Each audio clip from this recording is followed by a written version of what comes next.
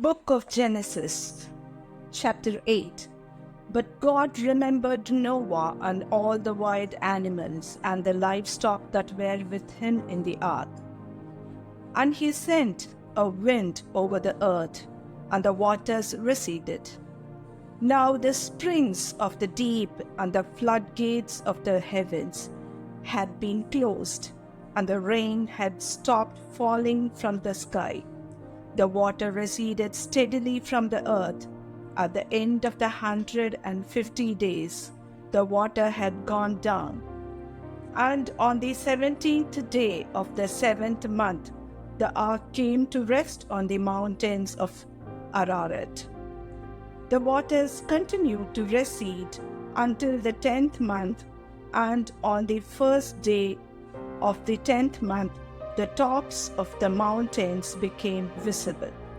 After 40 days, Noah opened a window he had made in the ark and sent out a raven, and it kept flying back and forth until the water had dried up from the earth.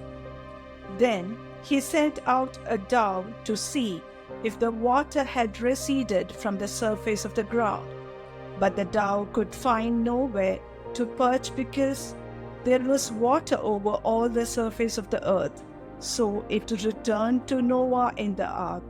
He reached out his hand and took the dove and brought it back to himself in the ark. He waited 7 more days and again sent out the dove from the ark. When the dove returned to him in the evening, there in its beak was a freshly plucked olive leaf. Then no one knew that the water had receded from the earth. He waited 7 more days and sent the dove out again. But this time it did not return to him. By the first day of the first month of Noah's 601st year, the water had dried up from the earth. Noah then removed the covering from the ark and saw that the surface of the ground was dry. By the 27th day of the 2nd month, the earth was completely dry. Then God said to Noah, "Come out of the ark, you and your wife and your sons and their wives. Bring out every kind of living creature that is with you, the birds, the animals, and all the creatures that move along the ground, so they can multiply on the earth and be fruitful and increase in number on it."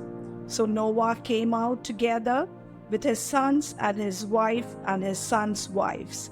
All the animals and all the creatures that move along the ground and all the birds, everything that moves on land, came out of the ark, one kind after another.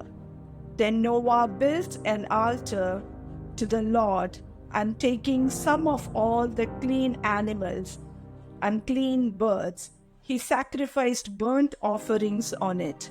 The Lord smelled the pleasing aroma and said in his heart, "Never again will I curse the ground because of humans, even though every inclination of the human heart is evil from childhood. And never again will I destroy all living creatures as I have done. As long as the earth endures, seed time and harvest, cold and heat, summer and winter, day and night will never cease."